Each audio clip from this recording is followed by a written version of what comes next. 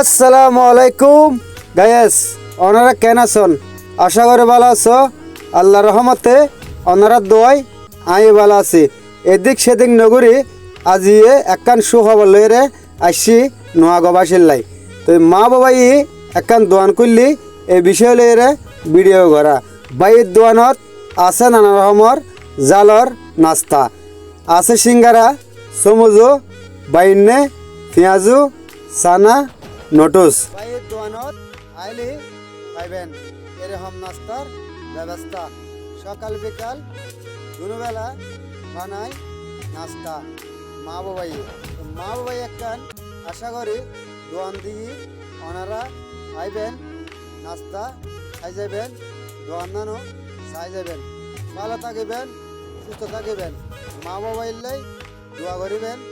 আসসালামু আলাইকুম।